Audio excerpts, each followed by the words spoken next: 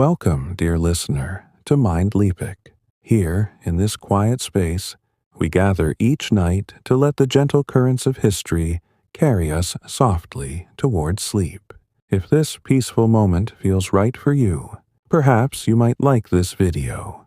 Subscribe to the channel and press the bell icon so these calm tales can find their way to you whenever the day grows heavy. Take a slow breath now, and as you settle, I wonder, where are you listening from tonight? Wherever you are, know that this story is spoken just for you, in the softest tones, to cradle your thoughts and ease you gently into rest.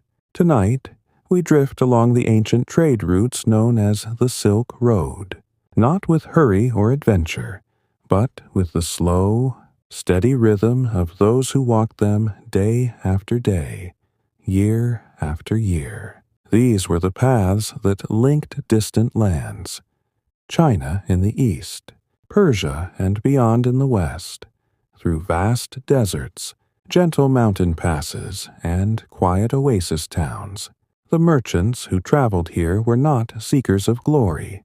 They were patient souls carrying silk, spices, jade, and ideas across endless horizons, and with them always came their provisions. Simple, enduring foods prepared long before the journey began. Foods that asked little and gave much in return.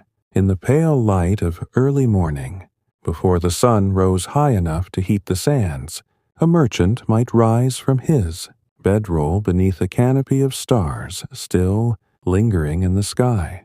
The camp was still, only the soft rustle of camels shifting their weight, and the distant call of a night bird, breaking the silence. He would move slowly, without haste, to the small bundle he kept close beside him. Inside lay the first of his quiet companions. Dried wheat noodles, rolled thin and left to dry under the careful sun of his home village weeks before departure. These noodles were humble things, long strands of wheat flour and water, nothing more, shaped by hand and dried until they became light as parchment yet strong enough to travel for months without softening or spoiling. No rich sauces traveled with them, no fragile vegetables, only simplicity. When the time came to eat, the merchant would find a small pot, pour in water from his skin, perhaps warmed over a modest fire of dried dung or gathered twigs, and drop a handful of the strands into the gentle heat. They softened slowly, almost thoughtfully, releasing a faint, weedy aroma that mingled with the dry desert air. Sometimes he added a pinch of salt carried in a tiny pouch, or a sliver of dried mutton if the day's march had been long. But often he ate them plain, warm, soft, filling, a steady companion that reminded him of the kitchen where his wife or mother had prepared them, rolling the dough on a wooden board, humming softly as the household stirred awake. As he sat cross-legged on the cooling sand, the noodles steaming faintly in the pre-dawn chill, the merchant chewed slowly, letting each bite settle before taking the next. There was no rush here. The road ahead would wait, the sky lightened by degrees, first gray, then rose, then gold, and the caravan began to stir around him. Camels were loaded with quiet efficiency, bales of silk tied securely, water skins checked and refilled from the nearby well. The noodles finished, he rinsed the pot with a little water, wiped it dry with a cloth, and packed it away once more. Another day on the Silk Road had begun, not with fanfare, but with the same gentle routine that had sustained travelers for centuries. Further along the route, in the shaded courtyards of oasis towns like Dunhuang or Turpan, merchants would pause for longer rests. These were places of respite, low mud brick walls painted white to reflect the fierce sun, date palms swaying lazily in the breeze that carried the scent of ripening fruit. Water channels murmured through the streets, fed by ancient qanats that drew coolness from deep beneath the earth. In such a courtyard, beneath the dappled shade of a grape arbor heavy with clusters of green and amber fruit, another traveler might unpack his provisions with the same unhurried care. He might choose the flatbread known as bing, thick, dense rounds of wheat dough, sometimes flecked with chopped scallions or a whisper of sesame, baked hard on hot stones until they could endure weeks without mold or softness. These breads were made to last, baked longer than those eaten fresh at home, so the crust became golden and crisp, the interior firm yet yielding when soaked. In the quiet of midday, when the town slept beneath the heat, the merchant would break off a piece, crack it gently between his fingers, and dip it into a cup of warm water or weak tea brewed from a brick of pressed leaves. The bread softened gradually, absorbing the liquid, becoming tender again, almost like the memory of a meal shared at home. He ate without hurry, watching the shadows shift across the courtyard tiles, listening to the soft trickle of water in the channel nearby, feeling the steady calm that comes when the body is nourished and the mind is allowed to wander without aim. These foods were never grand. They carried no spices sharp enough to startle the tongue, no textures meant to delight or surprise. They were designed for constancy, for the long, uneventful days when the horizon remained unchanged, when the only music was the slow pad of camel feet on sand and the occasional sigh of wind through distant dunes. Each bite, each sip was a small affirmation that the journey continued, that strength remained. That night would come again with its cool relief and promise of rest. And so the days passed, one gentle meal blending into the next, each one as quiet as the last. The merchant moved forward, not with ambition, but with the patient certainty that the road itself would provide what was needed: shade at noon, water at the oasis, and simple food to carry him onward. Sleep now begins to gather at the edges of your thoughts, soft, warm, unhurried, as we continue this tranquil journey together in the parts to come. The sun now climbs higher above the caravan, its light softening as it filters through thin veils of dust that rise and settle with each slow step of the animals. The air grows warmer, but not yet oppressive, a gentle heat that wraps rather than strikes. The merchant has finished his morning noodles some time ago, and now the rhythm of travel has settled into its familiar, unhurried cadence. Camels plod forward in their long, swaying line, hooves pressing soft indentations into the packed earth of the trail. The bells around their necks chime faintly, not loud or insistent, but a low, steady murmur that blends with the whisper of wind moving across open land. Each bell is different in tone, shaped by the hands of different craftsmen in distant bazaars. Yet together they create a quiet harmony that lulls rather than disturbs. Further back in the procession walks another traveler, perhaps a younger man accompanying his father, learning the ways of the route as generations have done before. He carries his own small provisions in a woven sack slung across his shoulder. Inside rest several small clay jars, sealed with beeswax and cloth, preserved. Fruits from the orchards near Kashgar or Samarkand, apricots mostly, picked when fully ripe, halved, pitted, and laid out on reed mats to dry beneath the steady sun until their flesh became concentrated, sweet and leathery. No sugar was added. The sun and time did that work alone. These dried apricots were golden brown, slightly curled at the edges, and when bitten they offered a gentle chew followed by a slow release of natural sweetness that lingered softly on the tongue. He reaches into the sack now and then, not because hunger presses, but because the motion is soothing a small ritual to mark the passing of hours. He selects one piece, holds it between thumb and forefinger, feels its dry, smooth surface warmed by the sun, then places it in his mouth. He chews deliberately, once, twice, 3 times, letting the flavor unfold without hurry. The fruit is not tart or overwhelming. It is calm sweetness, tempered by the faint memory of the tree it came from.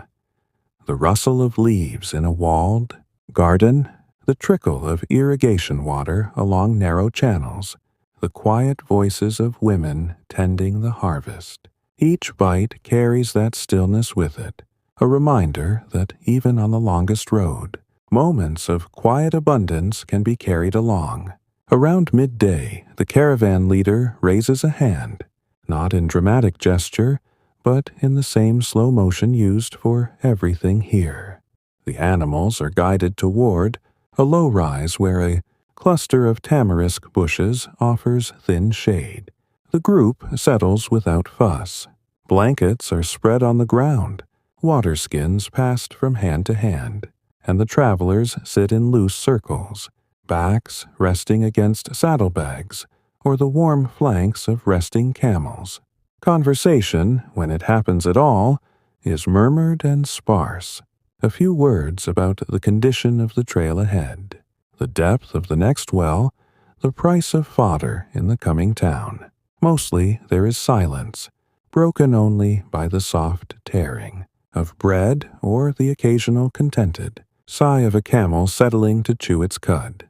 In this pause, our younger traveler might prepare something a little more sustaining than fruit alone. From the bottom of his sack he draws a small pouch of roasted chickpeas, garbanzo beans soaked overnight, then dried and roasted slowly over low coals until they turned crisp and golden.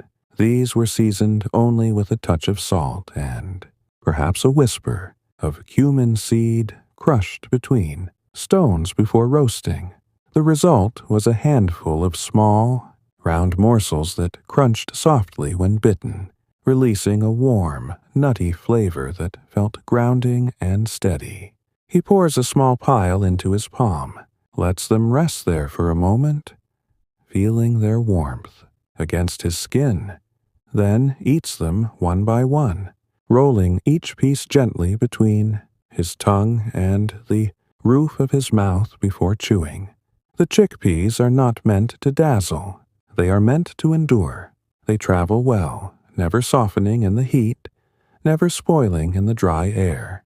They provide protein and quiet satisfaction, without demanding attention or preparation. As he eats, he watches the faint heat haze shimmer above the plain, the distant line of dunes undulating like slow-breathing creatures, the sky a vast, pale blue dome that seems to press down with gentle weight rather than oppress. Time moves differently here. Minutes stretch into hours without hurry. The body rests, the mind drifts, and the simple act of eating becomes a meditation in patience.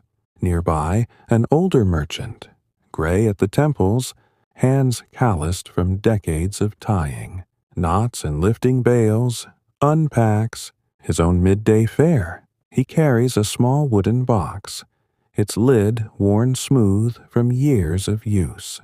Inside lie several pieces of what the travelers call kurut, hardened curds of yogurt dried into small white pebbles or pressed into flat discs, made in the high pastures of the Pamirs or the cool valleys near Bukhara. The yogurt was boiled down, strained through cloth, then shaped and left to dry in the wind until it became dense and long-lasting. To eat it, he breaks off a fragment with his thumbnail, places it on his tongue, and lets it soften slowly with the warmth of his mouth. The flavor is tangy, faintly sour, deeply milky, a taste that speaks of goats grazing on mountain herbs, of women stirring great pots over fires of juniper wood, of winter preparations when milk must be preserved against lean months. He chews it gradually, not crunching, but allowing it to dissolve bit by bit, Sometimes he follows it with a sip of water from the shared skin, letting the cool liquid wash away the intensity and leave only a gentle aftertaste. This kurut is not for the impatient palate. It rewards slowness.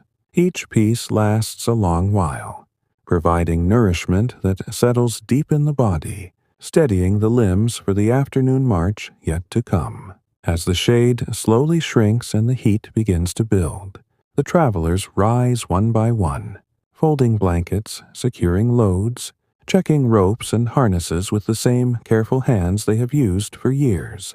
No one speaks of haste. The road is long, the day is long, and the provisions are made for both. The camels stand, stretch their long necks, and resume their swaying gait. The bells begin their quiet chiming once more, a sound that fades into the background like breath, like heartbeat, like the soft turning of the earth beneath the sun. And so the journey continues, meal after simple meal, rest after gentle rest, each moment flowing into the next without effort or resistance. The forgotten fare of these ancient routes asks nothing of the eater but presence, a calm acceptance of what is given, a quiet gratitude for what sustains. Sleep draws nearer now, its edges softer, its pull more steady, as the caravan moves forward into the warm, golden light of afternoon, carrying its tranquil secrets onward.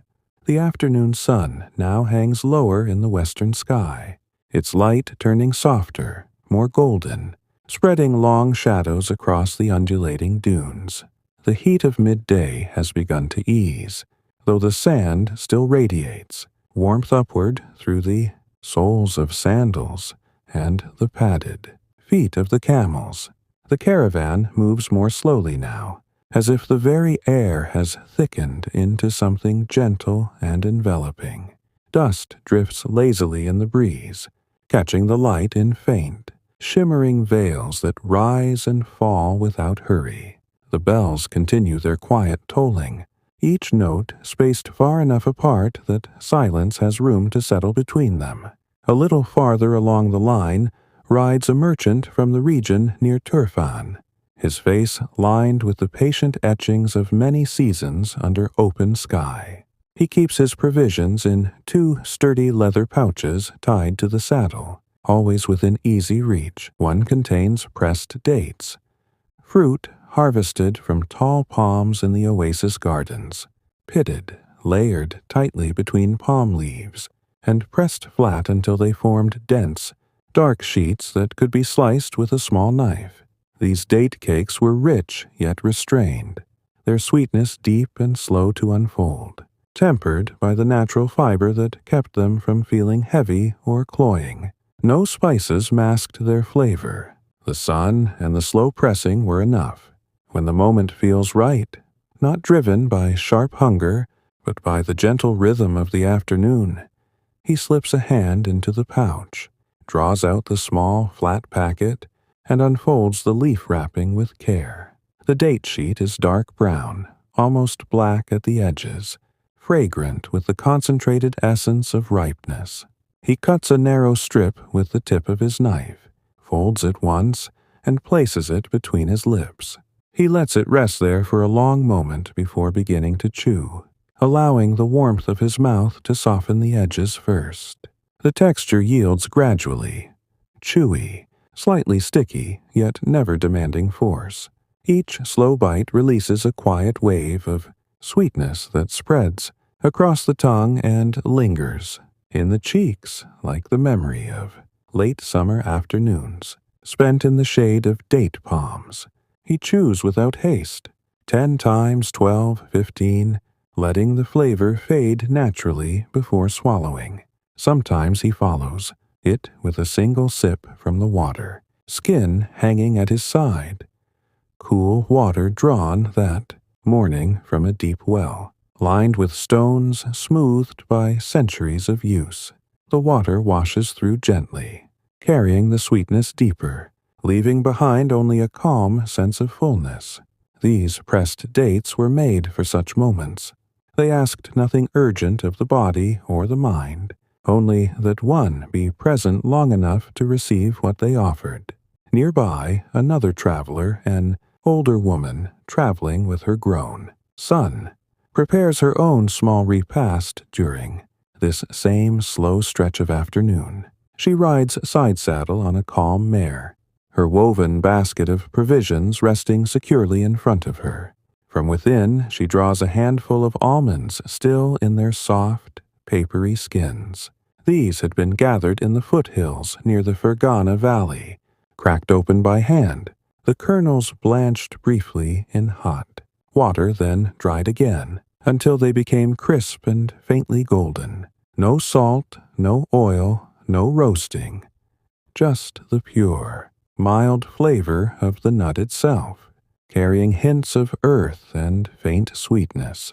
She selects 3 or 4, rolls them gently between her palms to loosen the thin skins, then blows softly so the papery fragments drift away like tiny sails on the breeze. One by one she places an almond on her tongue, closes her lips, and lets it sit there untouched for several slow breaths. Only then does she begin to chew, small, even movements that allow the nut to break apart gradually, releasing its creamy richness bit by bit. The flavor is quiet, never bold, yet deeply satisfying, a steady nourishment that seems to settle into the bones rather than flash across the senses. She eats in this manner for some time, pausing between each almond to watch the horizon, where the distant mountains appear as soft blue shapes, beneath a sky now streaked with pale rose and amber.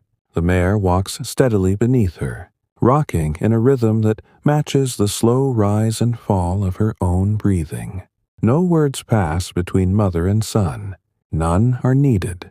The simple act of eating almonds in the late afternoon light becomes its own quiet communion. As the sun continues its gentle descent, the caravan approaches a low ridge where the trail dips toward a small seasonal stream. The water is shallow this time of year, clear and slow-moving, bordered by clumps of saltbush and tamarisk. The leader signals another pause. Not long, just enough to let the animals drink and the travelers stretch their legs. Blankets are not spread this time. Instead, people simply sit on the warm earth or lean against rocks smoothed by wind and time. Here, a quiet young scribe traveling with a small caravan of Buddhist manuscripts might choose something different from his pack.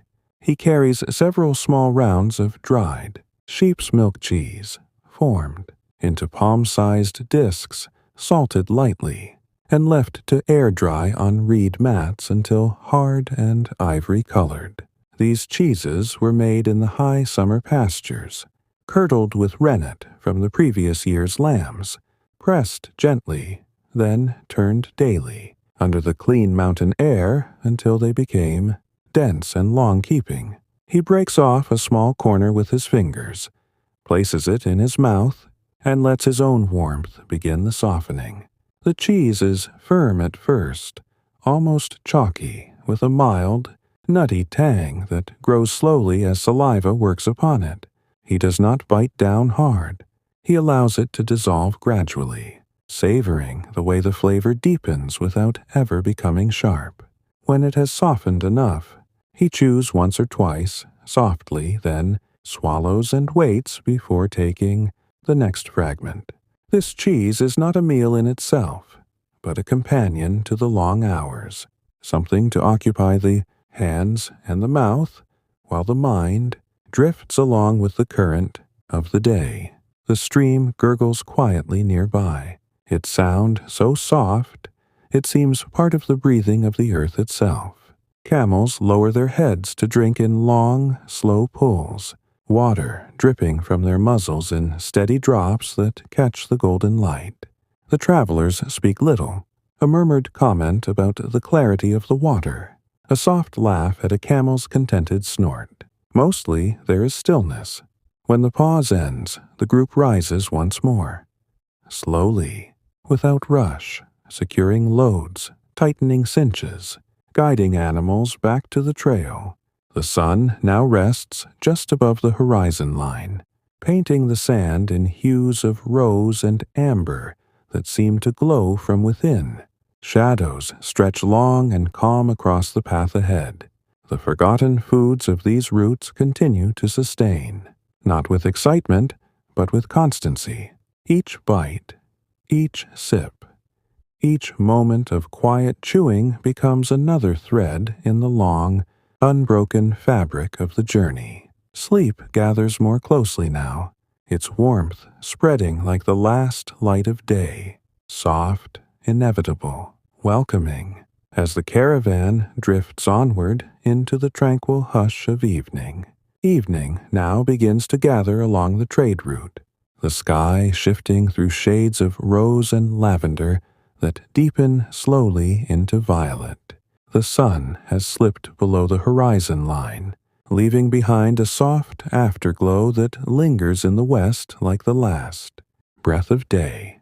The air cools noticeably, carrying the faint scent of dry earth and distant sage. The caravan has found its place for the night. Not a grand encampment, but a simple hollow between low dunes where the wind is gentled and the ground lies flat enough for bedrolls to rest without shifting. Camels are unloaded with the same patient hands that loaded them at dawn, bales set down in neat rows, saddles removed and placed carefully aside. The animals settle onto folded legs with long, contented sighs, their jaws working slowly on the last of the day's fodder. Small fires are kindled here and there, not large blazes to chase away the dark, but modest circles of glowing, coals fed by twigs and dried dung gathered along the way. The flames are kept low, their light warm and steady rather than bright or flickering. Shadows move gently across faces and across the sand, lengthening and softening as the night deepens. Conversation remains hushed, a murmured exchange about tomorrow's water sources, a quiet word of thanks for a shared date or a sip of tea. Mostly, the camp breathes in silence, broken only by the occasional soft crackle of the fire or the distant, lonely call of a night bird passing overhead. One merchant, seated cross-legged near his small fire, prepares his evening meal with the unhurried care of long habit. From a cloth-wrapped bundle he draws several pieces of lapsha, hand-rolled noodles made days earlier in a village kitchen far to the east. These are not the thin, quick-cooking strands of morning, but thicker, heartier ones meant for the cooler hours. The dough had been kneaded slowly with spring water and fine ground wheat, rested beneath a damp cloth, then rolled and cut by hand into uneven ribbons that spoke of human touch rather than perfection. They had been boiled briefly at home, then spread on clean mats to dry completely under the sun until hard and lightweight. Now, in the quiet of evening, he fills a small copper pot from the shared water skin, sets it among the coals, and waits for the water to warm.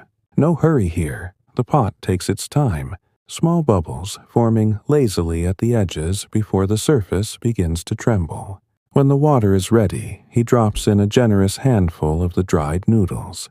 They sink slowly, releasing a faint, comforting aroma of wheat that drifts upward on the still air. He stirs once or twice with a wooden spoon smoothed by years of use, then lets them simmer gently.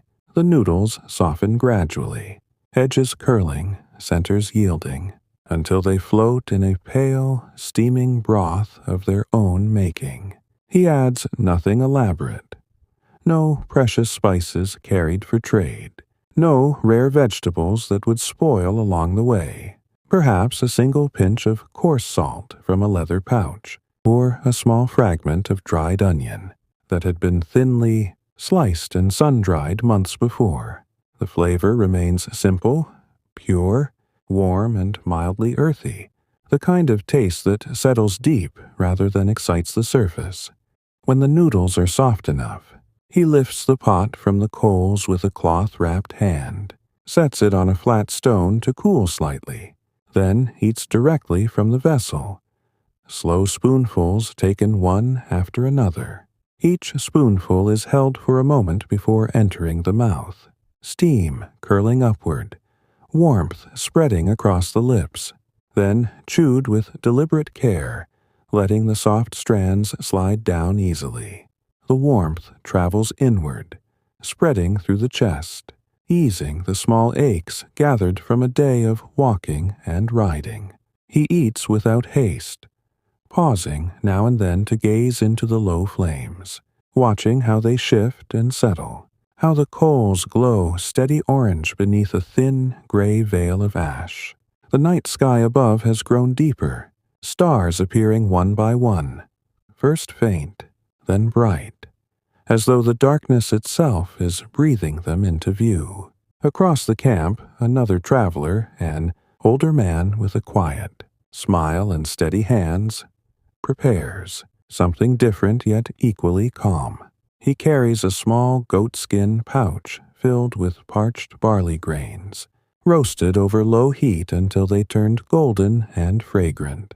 This barley had been harvested in late summer from fields near the edges of the Taklamakan, winnowed by hand, then parched in wide iron pans until the kernels popped lightly and released their nutty essence. No grinding, no flour, just whole grains meant to be eaten as they are, or softened slightly when the night grows long. He pours a small handful into his palm, warms them for a moment over the coals held close but not touching the flame, then places them one by one into his mouth. The grains are crisp at first, offering a gentle crunch that quickly gives way to a soft, chewy center. The flavor is mild and toasty, carrying the memory of dry fields under late summer sun, of women turning the grains with long wooden paddles, of smoke rising lazily from village rooftops. He chews slowly, 10 times 12, letting each kernel release its quiet warmth before taking the next. Sometimes he follows with a sip of cool water, letting the contrast sharpen the aftertaste for just a moment before everything returns to calm. Nearby, a young herder traveling with the caravan to deliver wool to distant markets unpacks his own evening portion. Small balls of dried yogurt mixed with crushed wild thyme, rolled by hand and left to harden in the dry mountain air. These yogurt balls are pale ivory, speckled faintly with green from the herb, and they carry a faint, herbal aroma even before they are eaten. He selects 2, places one in his mouth, and lets his own warmth begin the softening. The yogurt dissolves gradually, tangy, slightly sour, deeply milky, while the thyme releases its gentle, resinous note in slow waves. He rolls the ball softly against the roof of his mouth, allowing the flavors to unfold without force, then swallows and waits before taking the second. The camp settles further as the night advances. Fires burn down to glowing embers, their light now faint enough that faces are illuminated only in soft, ruddy tones. Bedrolls are unrolled, blankets drawn close against the growing chill. The camels chew their cud in slow, rhythmic circles, their breathing deep and even. Somewhere in the distance a jackal calls once, low, mournful, then silent again. The stars wheel overhead in their timeless order, unchanging, unhurried. These evening meals are the quietest of all, taken when the body has carried its load for the day, when the mind has traveled its own slow miles across unchanging horizons. They ask only for presence, for the simple act of chewing, swallowing, breathing, until even those small motions begin to slow. Sleep hovers closer now, heavy-lidded, warm, inevitable, wrapping itself gently around the camp like the night itself. The forgotten fare continues to nourish in silence, sustaining not just the body, but the deep, steady calm that allows rest to come without resistance. Night has fully settled over the caravan now. The sky a deep, velvet expanse pierced by countless stars that seem to breathe in slow, steady rhythm with the earth below. The last traces of sunset have faded completely, leaving only the soft silver light of the moon to outline the shapes of dunes, camels, and sleeping forms wrapped in woolen blankets. The fires have burned down to small nests of embers, red hearts glowing faintly beneath a thin blanket of ash. Their warmth still reaches outward in gentle waves, just enough to keep the chill of the desert night at bay without disturbing the quiet. Most of the travelers have finished their evening meals and now lie back on bedrolls spread directly on the sand. The ground holds the day's warmth for a long while yet, radiating upward like a slow exhalation. Some rest propped against saddlebags, others flat on their backs with arms folded across their chests, faces turned toward the stars. Breathing slows. Movements become fewer.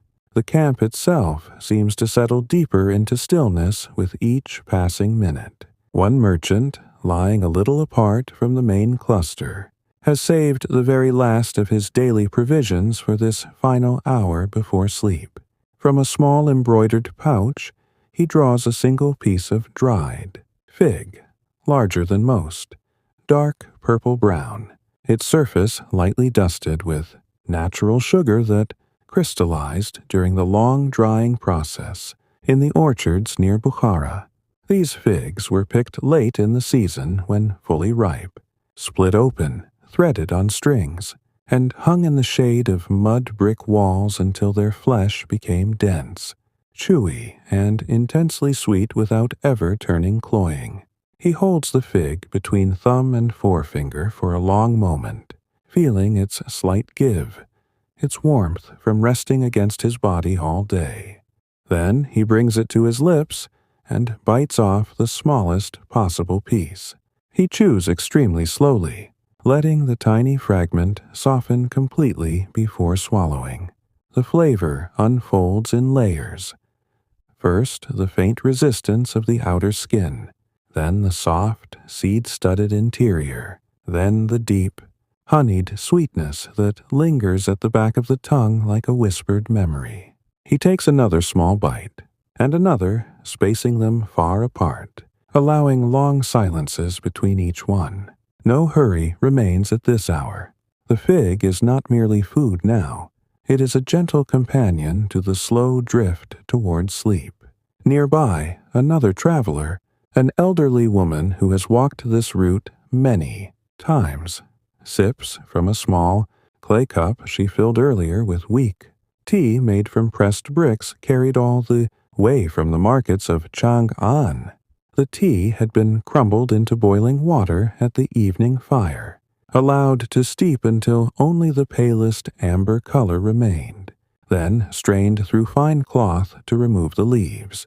No milk, no sugar, just the faint, earthy bitterness of aged tea, leaves that have traveled far and mellowed with time. The cup is warm against her palms. She lifts it slowly to her lips, lets the steam rise and touch her face in soft clouds, then takes the smallest possible sip. She holds the liquid in her mouth for several slow heartbeats before swallowing, feeling how the warmth spreads downward in a calm, spreading wave. Another sip follows after a long pause, and another. The tea is never hot enough to startle. It is only comforting, only steady. Each swallow seems to carry away the last, small tensions of the day. The faint ache in the knees from long hours of walking. The quiet weight of dust settled on skin and clothing. She drinks until the cup is empty, then sets it carefully beside her, turns once to adjust the blanket across her shoulders, and lies back. The night grows quieter still. Even the camels have stopped chewing their cud. Their breathing has deepened into the slow, even cadence of rest. A faint breeze moves across the camp. Barely, enough to stir the fringe of a blanket, carrying the dry, clean scent of desert plants that bloom only after dark. Somewhere far off, a small owl calls once, twice, then falls silent. The stars seem closer now, their light steady and unchanging, as though they, too, are resting after their own long journey across the sky. In another corner of the encampment, a young man traveling alone has chosen to end his day with something simpler still, a handful of pine nuts gathered from the high forests near the Tenza Mountains. These small, creamy kernels were harvested in autumn, shaken from cones, and sun-dried until their shells became brittle and easily cracked. He had shelled a portion earlier in the evening and now holds the last few in his open palm, letting their faint, resinous warmth rise against his skin. He places one nut on his tongue and closes his mouth, allowing it to rest there untouched for many slow breaths. Only then does he begin the gentlest, chewing, barely moving his jaw, so the nut breaks apart in soft fragments that melt almost before they are crushed. The flavor is mild, buttery, with the faintest echo of pine forest air.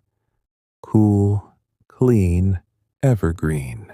He eats the remaining nuts in the same unhurried way, one at a time, long pauses between each, until his palm is empty and his mouth carries only the quiet aftertaste. As the moon climbs higher, the camp becomes utterly still. Blankets rise and fall with the slow rhythm of breathing. No one stirs, no one speaks. The forgotten foods of the Silk Road have done their quiet work, sustaining without fanfare, nourishing without demand, preparing the body and mind for the deepest part of the night. Sleep now settles over the travelers like a soft, heavy cloak, weightless yet encompassing, drawing each one gently downward into darkness that is not frightening, but familiar, welcoming, complete. The stars keep their silent watch. The desert breathes in and out, and the journey, unhurried, unending, continues in dreams as calm and steady as the road itself. The desert night has deepened into its truest stillness now, the kind of quiet that feels almost tangible, as though the darkness itself has settled gently over every living thing. The moon rides high, its pale light washing across the sand in soft, even tones that turn the dunes into gentle, flowing shapes without sharp edges or sudden contrasts. The temperature has fallen further, but the bedrolls and thick wool blankets hold warmth close to each sleeper's body, creating small islands of comfort amid the cool air. Breathing has slowed across the camp, long, even inhalations that match the slow turning of the stars overhead. Most travelers now lie completely still, eyes closed, thoughts drifting somewhere between wakefulness and the first soft layers of sleep. A few remain awake in that gentle, half-conscious way that comes at the very end of a long day.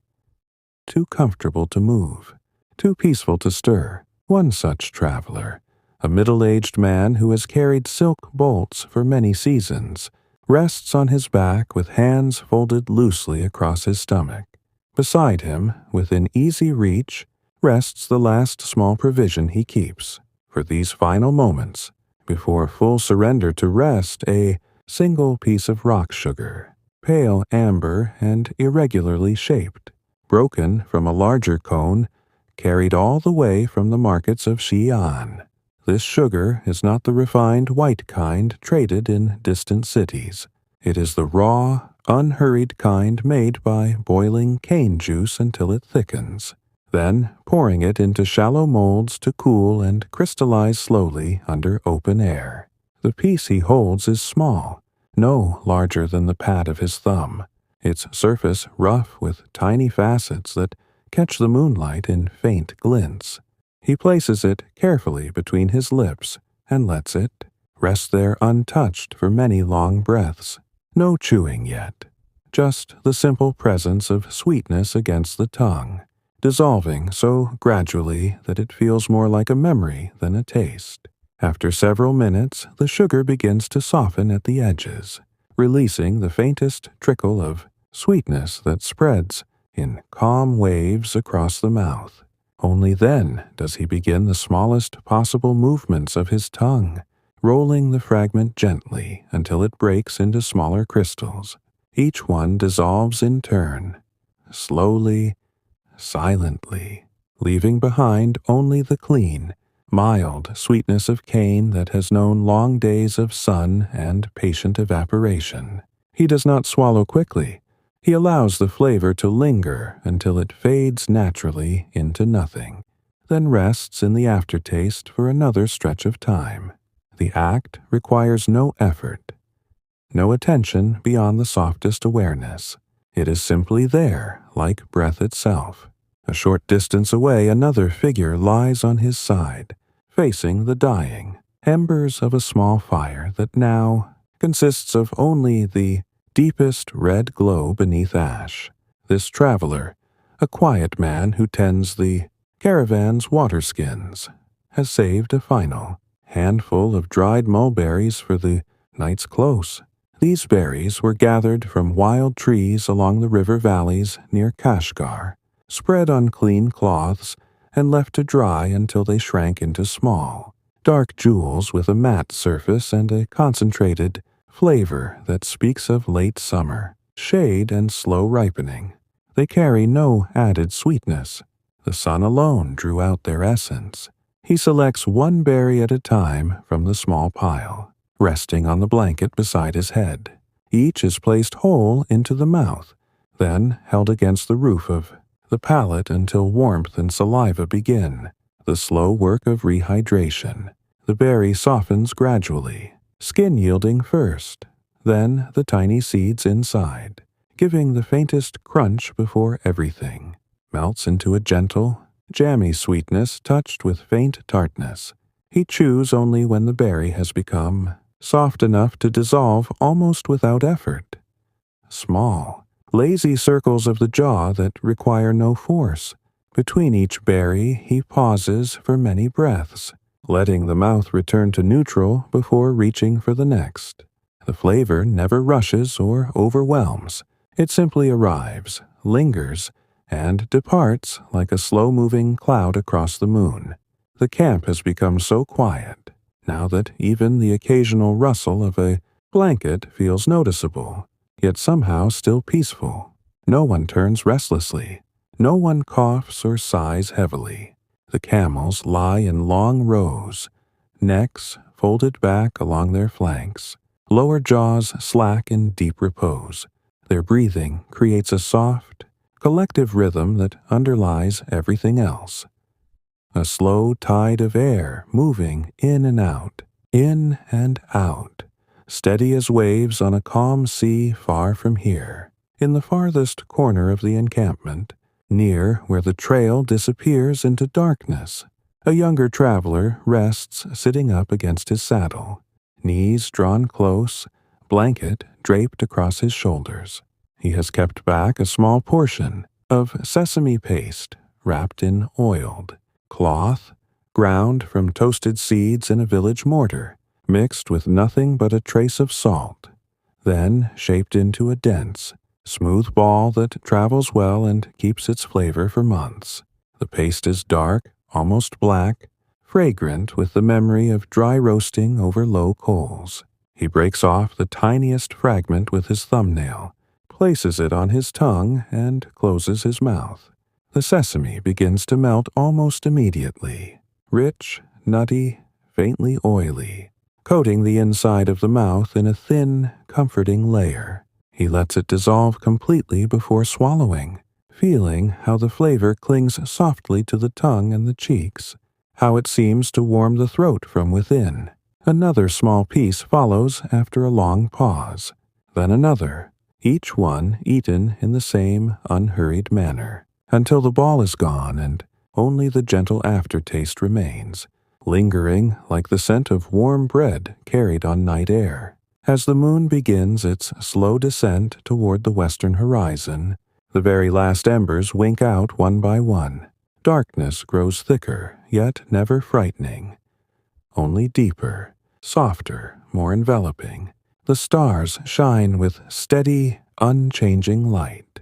A faint breeze moves once across the camp, stirring the fringe of a blanket, then dies away completely. The final provisions have been eaten, not with ceremony or haste, but with the same calm acceptance that has carried the travelers through every hour of the day. Each bite, each sip, each slow dissolution has been a small bridge between wakefulness and rest, a quiet signal to the body that the day is done, that nourishment has been received, that nothing more is asked tonight. Sleep now flows in fully, heavy yet weightless, settling over every form beneath the blankets like the softest snowfall. Thoughts slow to the pace of breath. Breath slows to the pace of stillness. Stillness becomes everything. The forgotten fare of the Silk Road has completed its gentle work, leaving only calm, only quiet, only the long, peaceful silence of night. The desert has entered the deepest hour of night, when even the faintest sounds seem to sink into the sand before they can travel far. The moon has moved far across the sky, its light now slanting low and pale, casting long, gentle shadows that merge softly into one another. The air carries a crisp stillness, cool enough that breath appears in faint, slow clouds before dissolving again. Beneath the blankets, bodies have found their most comfortable positions. Some curled slightly, others stretched long, and remain there without shifting. The rhythm of breathing across the camp has become perfectly even, a quiet tide that rises and falls as one.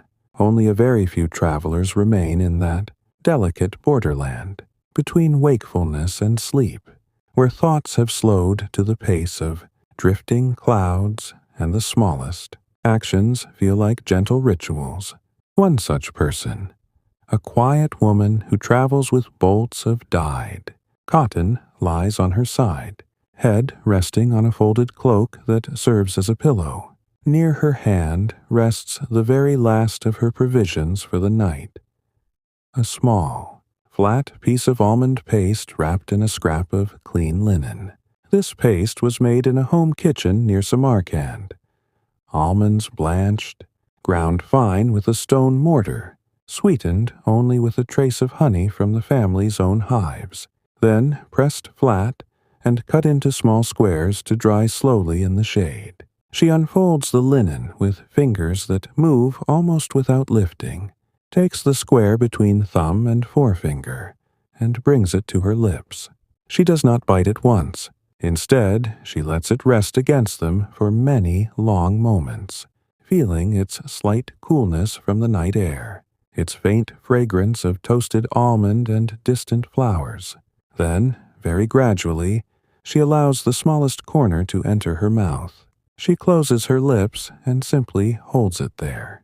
The paste begins to soften from the warmth alone, edges melting first, then the whole piece yielding in slow degrees until it becomes a smooth, creamy presence that coats the tongue without effort. She moves her tongue, only the tiniest amount, just enough to spread the dissolving paste across the roof of her mouth, then lets it rest again. The flavor is gentle, round, deeply nutty with the softest undertone of honey that never becomes cloying. No chewing is needed. The warmth of her mouth does all the work. She allows the paste to melt completely, swallow by swallow, each one so slow that the transition is barely noticed. When the last trace has gone, she exhales once, long, soft, and lets her head settle deeper into the cloak. A short distance away, another traveler, an older man whose hands still carry the faint scent of leather from years of working saddle straps, has kept back a single dried plum for this final quiet time. The plum is small, dark, wrinkled, its surface matte from long months of sun-drying in the orchards near the edges of the Tarim Basin. No sugar was added. The fruit concentrated itself under patient heat until it became dense, chewy, and richly flavored with its own natural tart sweetness. He selects the plum from the small pouch at his side, holds it between two fingers, and rolls it slowly so its texture brushes his skin. Then he places it whole into his mouth. He does not bite down. He simply closes his lips and lets his own warmth begin the process. The skin softens first, growing tender. Then the flesh beneath yields gradually, releasing a slow trickle of juice that spreads across the tongue like calm water moving over smooth stones. After many minutes, he begins the gentlest chewing, barely a motion, allowing the plum to break apart in soft fragments that melt as they are crushed. The flavor lingers long after each small swallow, tart at the edges, sweet in the center, deeply satisfying in its simplicity. He chews and swallows with vast patience, one slow cycle after another, until nothing remains but the clean, faintly fruity aftertaste that seems to settle into every part of the mouth. When the plum is finished, he lies back fully, pulling the blanket higher across his chest, and lets his eyes close completely. The camp has become so profoundly still that the only movement is the occasional slow rise and fall of a chest beneath wool, or the faint flicker of a star reflected in an open eye that soon closes. Even the wind has died away entirely. The dunes stand motionless. The camels sleep with necks curved in perfect arcs, lower lips slack, ears relaxed. Somewhere very far off, a single cricket chirps once. Soft, brief. Then silence returns deeper than before. In the center of the encampment, a young traveler who has only recently joined the caravan rests, sitting up slightly, back against a low stack of saddlebags. He has saved the final portion of his evening for now, a small handful of dried pomegranate seeds, separated from their husks in a courtyard near Herat, spread on trays, and dried until each ruby-red arrow became a tiny, hard jewel carrying the concentrated essence of the fruit. He tips a few into his palm, selects one with care, and places it on his tongue. He lets it rest there untouched for a long while, feeling its cool hardness against the soft warmth of his mouth. Only after many slow breaths does he begin the smallest pressure, barely enough to crack the outer shell. The seed gives way with a faint, almost inaudible pop, releasing a burst of tart sweet juice that spreads instantly yet gently across the tongue. He holds it there, letting the flavor unfold without haste, then swallows the juice and allows the seed itself to soften further. One seed at a time he continues, each one treated with the same unhurried reverence. Long pauses between until the last has dissolved and only the quiet memory of pomegranate remains. He wipes his fingers on the edge of his blanket, lies back fully, and draws the covering up to his chin. The moon is lower now, its light thinner, more silver than gold. The stars have reached their highest arc and begun their slow descent toward morning. The night feels endless yet perfectly safe, enveloping, protective, complete. The very last provisions have been received in silence. Each slow bite, each gentle swallow, a final small gesture of care toward the body before it surrenders entirely to rest. No more is needed. No more is asked. Sleep has already claimed most of the camp. Now it flows in fully for the last few who lingered at the edge. It settles over them like the softest weight, warm, heavy, irresistible, drawing every thought downward, slowing every breath, until even the boundary between body and blanket becomes indistinct. The desert holds them all in its quiet embrace. The forgotten fair has done its gentle, unassuming work, leaving only stillness, only peace, only the long, unbroken hush of deepest night. The deepest silence of the night now holds the caravan completely. Time itself seems to have slowed to the pace of a single long breath drawn in, held and released without haste. The moon has descended so low that its light barely touches the tops of the dunes, leaving most of the camp wrapped in soft, velvety darkness where shapes blur gently into one another. Only the brightest stars remain visible overhead, scattered like quiet lanterns across an endless ceiling. The air is cool and dry, carrying no sound except the faint, almost imperceptible rustle of a blanket settling as someone shifts once in their sleep, then stills again. Every traveler now lies motionless. Even those who lingered longest at the edge of wakefulness have surrendered, fully, eyelids heavy, limbs relaxed, thoughts dissolved into the calm expanse that lies between one moment and the next. The provisions of the day have long since been finished. Nothing remains in pouches or palms, but empty cloth and the faint memory of flavors that have already done their quiet work. The body knows it has been fed, warmed, rested. No hunger stirs, no restlessness pulls. Only the slow, even tide of breathing continues, rising and falling across the encampment like a single shared rhythm. In this profound hush, the very last traces of consciousness drift away without resistance. A woman who had kept a single dried date for the final moments before sleep now lies with her hand, resting open beside her head. The date had been small, wrinkled, dark as night itself, taken from the very bottom of her woven bag, saved through all the hours of afternoon and evening.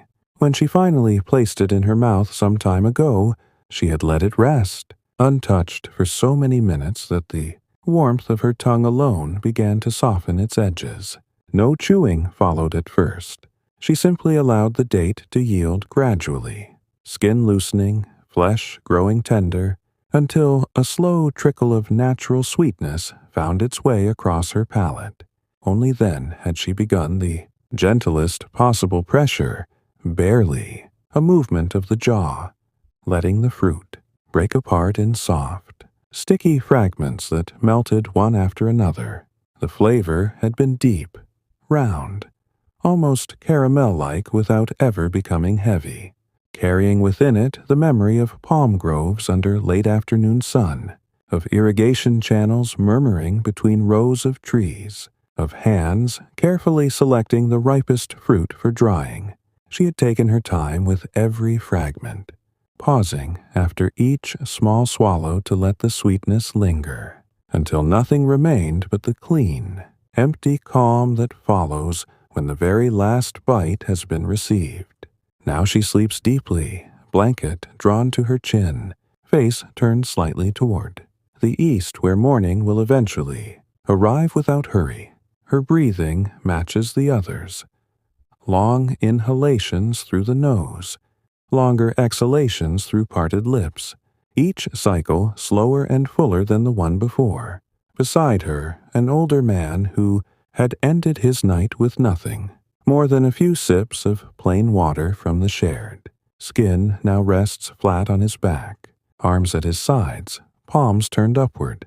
The water had been cool, drawn hours earlier from a deep well, tasting faintly of the stone-lined depths it came from.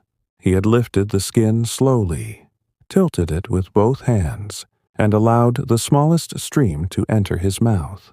He held it there for many heartbeats before swallowing, feeling how the coolness traveled downward in a gentle line. settling into the center of his chest like a soft weight that anchored him to rest. One more sip had followed after a long pause, then one more, until the thirst of the day had been quietly quenched, and the body felt complete. He had stoppered the skin, laid it carefully beside him, and lowered himself fully onto the bedroll. No further movement came. His eyes had closed of their own accord, and sleep had flowed in immediately. Deep, dreamless, unbroken. Across the camp, the youngest member of the caravan, a boy barely past childhood, traveling with his uncle to learn the routes, has curled on his side beneath a thick wool covering. Earlier, before the last embers died, he had eaten the final piece of a small flatbread saved from midday, a corner torn away, softened in his mouth with nothing but his own saliva until it became easy to swallow. The bread had been simple: wheat flour, water, a trace of salt, baked hard on hot stones so it would keep through many days. Its flavor had been plain yet comforting, the taste of home kitchens, of mothers pressing dough flat with steady hands, of hearths glowing in the early morning. He had chewed the fragment slowly, letting each small piece dissolve almost before it was crushed, until nothing remained but the faint, weedy aftertaste that seemed to spread warmth through his entire body. When it was gone, he had licked his fingertips once, wiped them on the edge of his tunic, and lain down without another thought. Now his breathing is the softest of all, shallow yet perfectly even, the breath of someone who has not yet learned to carry the weight of long journeys, and so rests with complete trust. The night holds everything in its gentle palm. No breeze disturbs the stillness. No animal stirs. The camels sleep in long rows, heads lowered, lower jaws slack, ears motionless. The dunes stand silent, their curves smoothed by moonlight, and shadow into forms that seem to breathe in time with the sleepers below. In this hour, before the faintest hint of dawn, nothing remains to be done. No more provisions wait to be eaten. No more miles wait to be traveled. The forgotten fare has nourished every traveler through the long day and into the longer night, quietly, steadily, without ever asking for thanks or attention.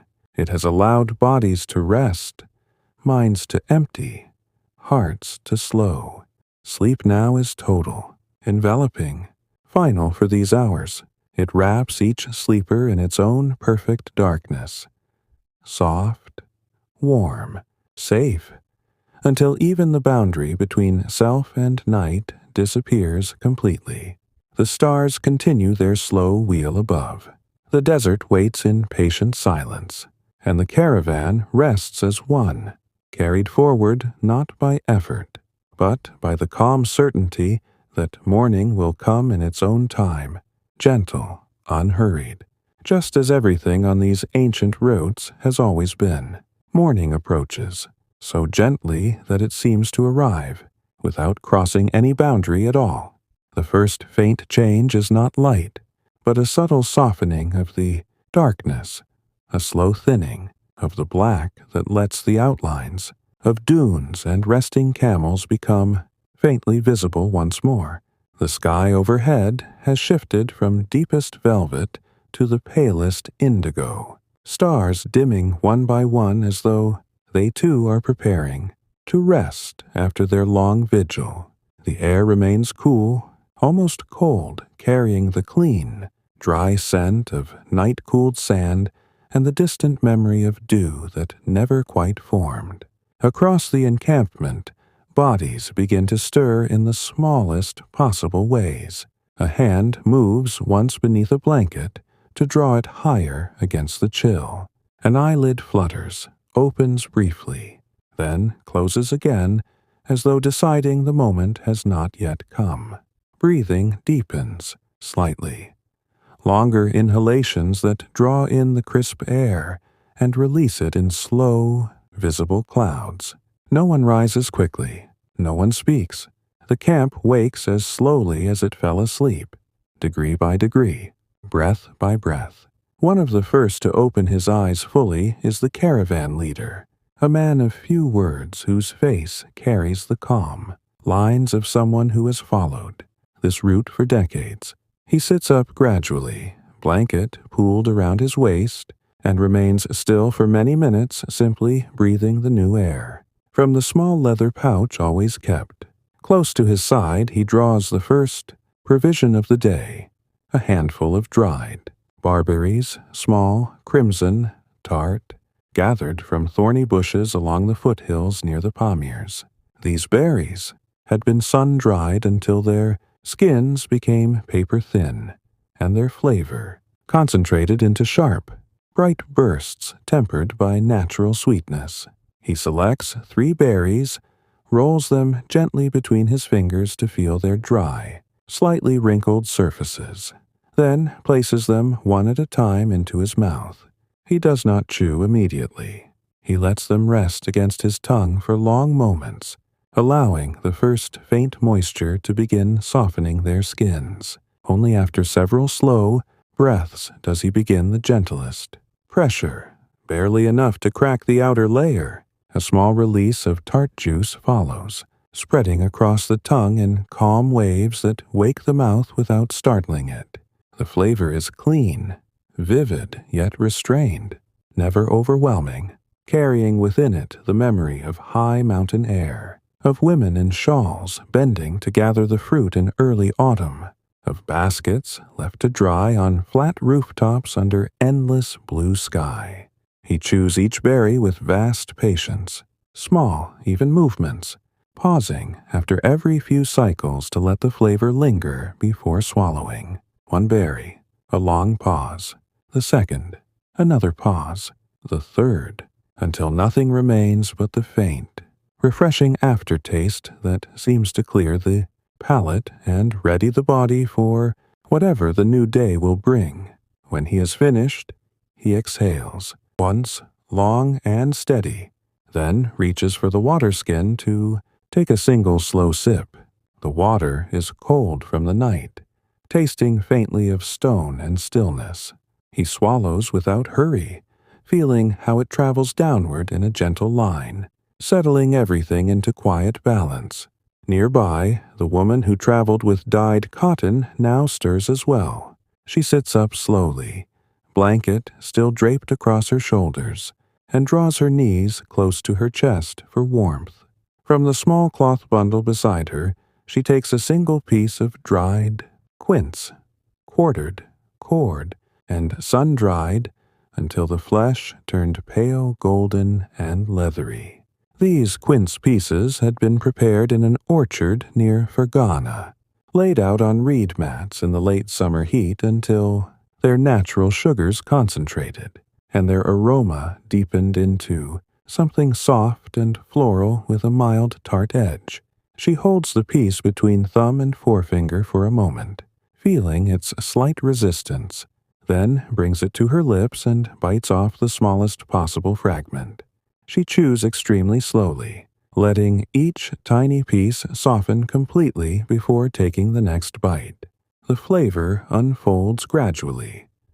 First, the faint floral note, then the gentle tartness, then the underlying sweetness that lingers like the perfume of quince blossoms long after the fruit has been harvested. She eats the entire piece in this manner, bite after small bite, long silences between until nothing remains but the clean, slightly astringent aftertaste that feels purifying and calm. As more travelers awaken, the camp begins to come to life without haste. Blankets are folded slowly, bedrolls rolled with careful hands. Camels rise one by one, first stretching long necks, then unfolding their legs in stages, each movement deliberate, unhurried. Low voices murmur a few words, greetings soft as breath, questions about water and fodder spoken almost in whispers. Small fires are rekindled with twigs and dried dung, Flames kept modest, so the warmth spreads gently rather than leaps. A younger man, near the edge of the camp, prepares his morning portion. While still seated on his bedroll, he carries a small pouch of roasted pumpkin seeds, shelled, dried, and lightly toasted over low coals in a village near Dunhuang. The seeds are flat, pale green at the center, faintly golden at the edges, with a delicate, nutty flavor that carries no sharpness. He pours a small handful into his palm, warms them for a moment by holding them close to his body, then places one seed at a time into his mouth. He cracks each one gently. Between his teeth, barely a sound, then separates the kernel from the thin shell with his tongue. The kernel is soft, creamy, mildly sweet, chewed slowly until it dissolves almost without effort. He continues this way for many minutes, one seed after another, letting the simple repetition become its own quiet meditation, as the sky overhead continues to lighten by imperceptible degrees. The first true light of dawn now touches the eastern horizon, a thin line of pale gold that spreads upward slowly, turning the indigo into soft rose, then peach, then clear blue. Shadows shorten, colors return to the sand and to the faces of the travelers. The air begins to warm, though still cool enough that breath remains visible for a little while longer. The morning provisions are simple, unremarkable, meant only to awaken the body gently, to carry it forward into another day without demand or drama. Each slow bite, each careful chew, each sip of cool water serves the same purpose it has served for centuries on these routes: steady nourishment, quiet continuity, calm acceptance of the long road ahead. Sleep has lifted now, but its peace remains, lingering in slow movements, in soft voices. In the unhurried way, the caravan prepares once more to move. The forgotten fare continues its gentle work, bridging night into day, rest into motion, silence into the quiet rhythm of another tranquil journey. The sun has now cleared the horizon line by a gentle margin, its light still low and golden, spreading across the desert in long, warm fingers that touch the tops of dunes first, then slowly slide downward to warm the sand itself.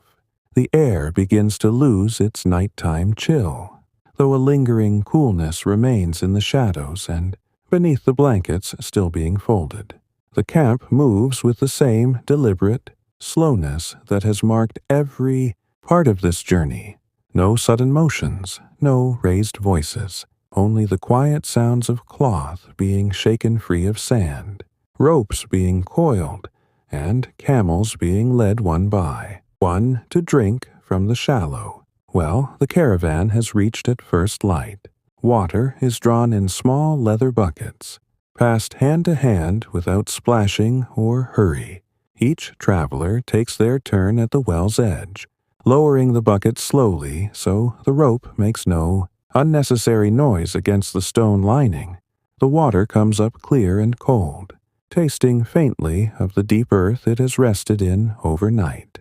Some drink directly from cupped hands, letting the liquid fall in slow streams that cool the palms before reaching the lips. Others fill small clay cups or leather flasks, sipping in measured amounts that allow the body to absorb the moisture, gradually rather than all at once.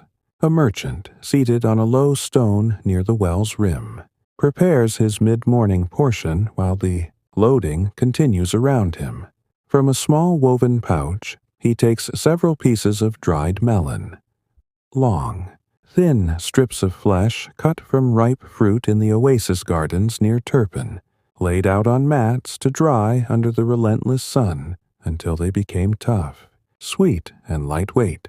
These melon strips are pale orange, almost translucent at the edges, with a surface lightly dusted by their own concentrated sugars. No spices or salt have been added. The sun and time have shaped their flavor alone. He selects one strip, holds it between both hands for a moment to feel its slight flexibility, then brings one end to his mouth and bites off a small section. He chews with extreme patience, letting the piece soften fully before taking the next bite, the texture yielding gradually from leathery to tender, releasing a slow, clean sweetness that spreads across the tongue like warm sunlight itself. The flavor carries echoes of melon vines heavy with fruit, of irrigation water trickling along narrow channels at dusk, of quiet evenings spent turning the strips so they dried evenly. He eats the entire strip in this unhurried manner, bite after small bite, pausing often to let the sweetness linger, until nothing remains but the faint, fruity aftertaste that feels refreshing without ever being sharp. Nearby, another traveler, an older woman traveling with her daughter, sits cross-legged on a folded blanket while the younger woman tends to their shared camel. The mother draws from her satchel a small handful of dried figs, threaded on a thin cord, still strung together as they were when purchased in a shaded market stall weeks earlier. These figs are dark, plump even in their dried state, their skins wrinkled and matte, interiors soft and seed-speckled. She breaks the cord with gentle fingers, selects one fig, and holds it for a long moment before placing it whole into her mouth. She lets it rest there untouched at first, allowing her own warmth to begin softening the outer skin. Then begins the slowest possible chewing. The fig yields in stages. Skin first, then the tender flesh, then the tiny seeds that offer the faintest texture before dissolving entirely. Each cycle of chew and swallow is spaced far apart, long silences between, so the deep, honeyed sweetness can unfold without hurry and settle deep within. The flavor is rich yet calm, never cloying, carrying the memory of fig trees growing against mud brick walls, of late summer harvests when the air smelled of ripening fruit and dust, of hands carefully threading the figs for drying in cool storerooms. As she eats, she watches the caravan slowly take shape once more, camels rising in their swaying motion, loads being secured with familiar knots, the leader walking the line to check each animal's burden. No one hurries the process. The sun climbs higher by degrees, its warmth now pleasant rather than fierce, encouraging slow movements rather than demanding haste. A young scribe traveling with scrolls of paper and ink prepares his own small repast while seated beside his carefully wrapped bundles. He carries a few pieces of preserved ginger, root sliced thin, boiled briefly in a light syrup of cane sugar and water, then dried until the slices became translucent and chewy with a gentle heat that never overwhelms. These ginger pieces are pale gold, faintly sticky at the edges, fragrant even before they are eaten. He breaks off a small fragment, places it on his tongue, and closes his mouth. The ginger begins to release its warmth almost immediately, mild at first, then building slowly into a soft, comforting heat that spreads across the palate without ever becoming sharp or startling. He lets it dissolve gradually, rolling it gently with his tongue, allowing the flavor to deepen before swallowing. Another small piece follows after a long pause, then another, each one treated with the same quiet reverence until the pouch is lighter and his mouth carries only the clean, faintly spicy afterglow that sharpens awareness without disturbing peace. The caravan is nearly ready to depart now. Camels stand in their long line, loads balanced, bells hanging silent until motion begins. The leader raises his hand once, slowly, without flourish, and the animals take their first steps forward. The bells chime faintly as the line begins to move, not a bright jangle, but a low, steady murmur that blends with the soft pad of feet on sand and the whisper of wind moving across open land. The morning provisions have been simple and sufficient, eaten without ceremony, received with calm gratitude. They sustain the body as the day begins to unfold. Quietly, steadily, without demand, the forgotten fare of these ancient roots continues its gentle work, bridging the stillness of dawn into the slow rhythm of travel, carrying each traveler forward with the same patient certainty that has guided caravans across these horizons for centuries.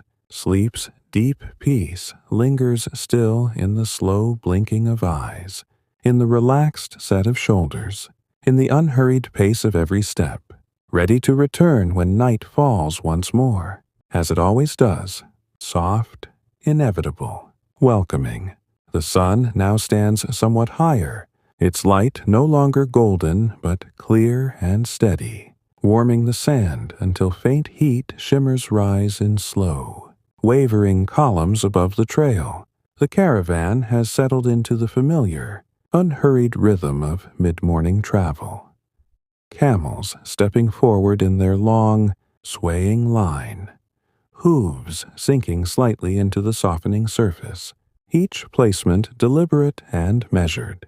The bells around their necks chime with a gentle, spaced cadence, not a continuous ring, but single soft notes separated by long silences, as though the sound itself is resting between each toll.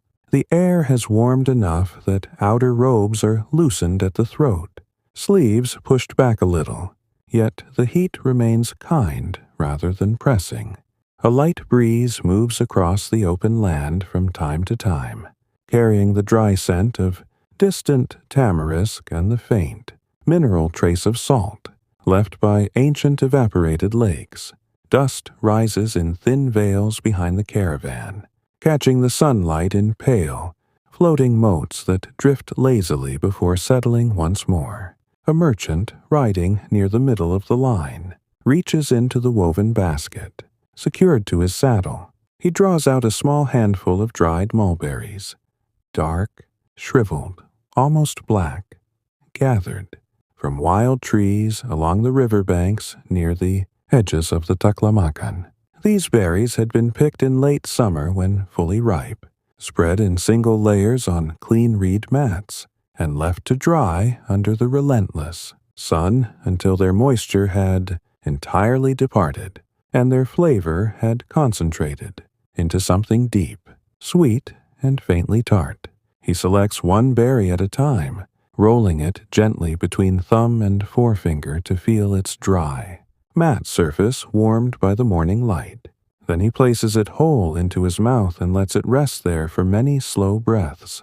The berry begins to soften gradually, skin yielding first, then the tiny seeds inside offering the faintest resistance before everything melts into a gentle, jammy sweetness touched with the memory of shade beneath spreading branches. He chews only when the berry has become tender enough to dissolve almost, without effort, small, lazy circles of the jaw that require no force at all. Each mulberry is eaten in this same patient manner, one after another, with long pauses between so the flavor can linger fully before the next is taken. The sweetness never overwhelms. It simply arrives, spreads softly across the tongue, and fades naturally, leaving behind a clean, refreshed feeling that seems to carry forward with each slow step of the camel beneath him. Further back in the procession, an older woman traveling with her grown son prepares something different while the mare she rides maintains its steady gait. From a small cloth pouch tied at her waist, she takes several pieces of dried apricot leather, whole apricots pitted, mashed into a thick paste, spread thin on trays and sun-dried until they became flexible sheets that could be rolled or torn into portions.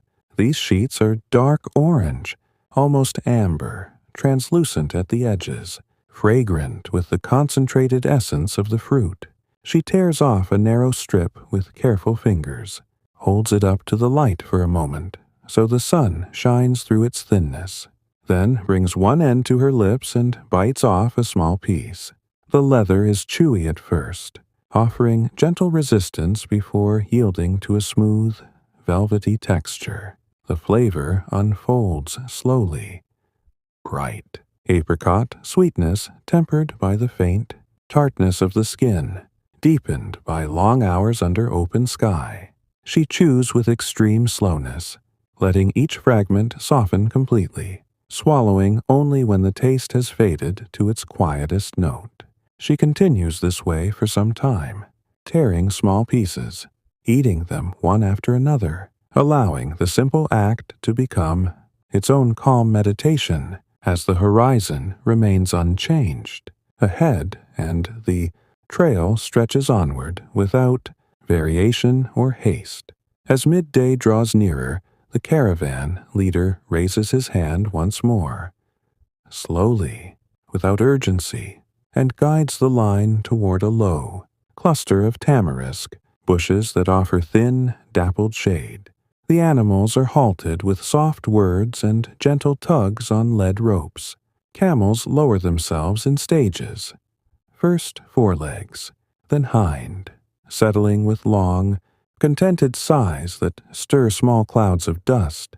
Blankets are spread in the shade, water skins passed quietly from hand to hand, and the travelers sit or recline without speaking much at all. In this pause, a quiet young man who tends the pack animals unpacks his own midday fare. He carries a small wooden box containing several pieces of hard cheese made from goats, milk, curds pressed tightly, salted lightly, then air-dried in the high pastures until they became dense, ivory-colored discs that could travel for months without spoiling. The cheese is firm, almost chalky at the surface, with a mild, nutty tang that grows slowly as it warms. He breaks off a small corner with his thumbnail, places it on his tongue, and lets his own warmth begin the softening. The cheese dissolves gradually, edges first, then the center, releasing a deep, milky flavor that spreads across the palate without sharpness or demand. He allows it to melt almost entirely before beginning the gentlest chewing. Barely a motion, so the texture remains creamy rather than crumbly. Another small piece follows after a long silence, then another, each one received with the same unhurried care until the box is set aside and his hands rest, open on his knees. The shade feels cooler than the open trail, though the sun continues to climb overhead. A faint breeze moves through the tamarisk branches, rustling the narrow leaves, in soft whispers that blend with the slow chewing and the occasional quiet sigh of a resting camel. Time stretches here, minutes blending into one another without notice, the body nourished, the mind allowed to wander without direction or purpose. These midday provisions ask nothing elaborate of the eater, only presence, only slowness, only the calm acceptance that the road will continue when the pause has ended, and that strength will be there when it is needed. The forgotten fare sustains in silence, steady, unassuming, carrying the travelers forward through another tranquil stretch of the ancient route as the sun moves higher still and the day unfolds in its gentle, predictable way. Midday has arrived in its fullest, quiet way. The sun stands almost directly overhead now, its light falling straight and clear, bleaching the sand to a soft, even white gold that reflects warmth upward without glare. The caravan has paused in the thin shade of the tamarisk grove, a place where the bushes grow close enough to knit a dappled canopy overhead. Branches sway only slightly in the faintest of breezes, their narrow leaves whispering against one another in a sound so soft it becomes part of the stillness, rather than breaking it. Camels rest with long necks curved, lower jaws working slowly on the last of the morning's fodder. their heavy-lidded eyes half closed in contentment. Travelers sit or recline on blankets spread across the cooling earth beneath the shade. Some lean back against saddlebags, others lie flat with arms folded behind their heads, faces turned upward toward the shifting pattern of light and shadow, moving across closed eyelids. Conversation, when it occurs at all, remains low and sparse. A murmured observation about the depth of the next well, a quiet word about the condition of a camel's hooves. Then silence returns, deeper and more comfortable than before. One merchant, seated with his back against a thick tamarisk trunk, continues his midday meal with the same unhurried rhythm that has carried him through every hour of the day. From a small clay jar sealed with waxed cloth he draws several pieces of preserved lemon peel, thin strips of rind that had been salted heavily, packed in jars with their own juice, and left to cure slowly in a cool storeroom, until the bitterness softened into something mellow and fragrant. These peels are pale yellow, almost translucent, carrying the faint, clean scent of citrus even after long months of travel. He selects one strip, holds it between thumb and forefinger for a moment to feel its slight give, then places it in his mouth. He lets it rest there untouched at first, allowing his own warmth to begin releasing the oils trapped in the rind. The flavor arrives gradually. First, a whisper of bright lemon, then a deeper, almost floral note, tempered by the salt that has drawn out the sharpness and left behind only calm essence. He chews extremely slowly, small, even movements that let the peel soften further with each cycle, swallowing only when the flavor has faded to its quietest echo. Another strip follows after a long pause, then another, each one received with the same patient attention until the jar is set carefully aside and his hands rest open on his lap. The preserved lemon leaves a gentle, cleansing aftertaste that lingers on the tongue and in the back of the throat, refreshing without ever being sharp. A small reminder of gardens far to the west where lemon trees stand against whitewashed walls and irrigation channels murmur through the heat of summer afternoons. Nearby, a woman traveling alone unpacks the last portion of her midday fare while seated, cross-legged on her blanket. She carries several small rounds of sun-dried tomato, whole fruits halved, sprinkled lightly with salt, and laid out on reed mats until their flesh shrank and their flavor deepened into something rich, sweet, and faintly smoky from the sun alone. These tomato halves are dark red, almost maroon, leathery at the surface with a soft center that yields when pressed. She selects one half, brings it to her lips, and bites off a small piece. The texture gives way gently. Outer skin first, then the concentrated flesh beneath, releasing a slow wave of deep tomato, sweetness touched with the mild salt that preserved it.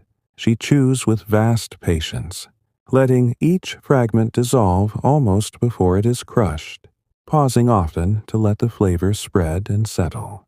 The taste carries memories of tomato vines, heavy with fruit under late summer sun, of women turning the halves daily so they dried evenly, of courtyards filled with the warm, earthy scent of preservation. She eats the entire piece in this manner, small bites spaced far apart, until nothing remains but the clean, lingering essence that feels grounding and steady. As the pause continues, the air grows warmer still, though the shade keeps it bearable. A faint heat haze shimmers above the open land beyond the grove, making distant dunes appear to breathe slowly in the distance. The camels sigh now and then, long, contented exhalations that stir small puffs of dust before settling again. Somewhere in the branches above, a small bird calls once. Soft, brief, then falls silent, as though reluctant to disturb the calm. Another traveler, an older man with steady hands, prepares something simpler still. He carries a small pouch of parched sorghum grains, whole kernels, roasted over low coals until they turned golden and fragrant, then cooled and stored for the journey. These grains are small, round, pale amber, with a faint, nutty aroma that rises when the pouch is opened. He pours a modest handful into his palm, warms them for a moment by closing his fingers gently around them, then places one grain at a time into his mouth. He cracks each one softly between his teeth, barely audible. Then chews the kernel slowly until it softens and releases its mild, toasty flavor. The taste is quiet, earthy, sustaining, carrying the memory of dry fields under endless sky, of women stirring wide pans over gentle fires, of smoke rising lazily into clear air. He continues this way, one grain after another, long silences between, until his palm is empty and his mouth carries only the gentle aftertaste that settles, deep rather than excites. The sun continues its slow arc across the sky, shadows shortening beneath the tamarisk as midday passes into early afternoon. The pause will end soon, not with hurry, but with the same calm inevitability that governs everything on this route. Blankets will be folded, loads checked, camels urged gently to their feet. The journey will resume, step after measured step, bell after soft chime, horizon remaining steady ahead. These midday provisions have nourished without fanfare, quietly sustaining bodies that ask only for constancy, minds that seek only calm. The forgotten fare of the Silk Road continues its gentle work, meal after simple meal, rest after gentle rest, carrying each traveler forward through the warm, tranquil hours of another uneventful day. Sleep waits patiently in the distance, ready to return when night falls once more, soft, deep, welcoming, as the caravan drifts onward into the quiet light of afternoon. The afternoon has deepened now, the sun having passed its highest point and begun its slow, unhurried descent toward the western horizon. Light slants at a gentler angle, turning the sand into warm, shades of amber and rose that seem to glow softly from within, rather than reflect harshly. Shadows lengthen once more beneath the tamarisk bushes and along the sides of the dunes, creating quiet pools of coolness that the caravan drifts past without pause. The air holds a steady warmth, comforting rather than oppressive, carrying the faint, dry fragrance of sun-baked earth and the occasional whisper of distant sage. The camels continue their measured pace, each step placed with the same calm certainty that has marked the entire day. Hooves sink slightly into the softening trail, leaving shallow, rounded prints that fill slowly behind them as wind moves thin layers of surface sand. The bells chime in their familiar, spaced rhythm, single soft notes drifting outward, then fading into silence before the next one arrives. A sound that feels more like breathing than music. A merchant riding near the front of the line reaches once again into the small saddle. Pouch he keeps within easy reach. He draws out several pieces of dried pear, halved, and cored fruit from orchards near the Fergana Valley, laid out on clean mats to dry under late summer sun until the flesh became dense, sweet, and slightly translucent at the edges. These pear halves are pale golden brown, their surfaces faintly wrinkled, carrying a gentle aroma of ripeness even after months of travel. He selects one half, holds it between thumb and forefinger for a long moment, feeling its slight warmth from the sun and the slow give beneath his touch.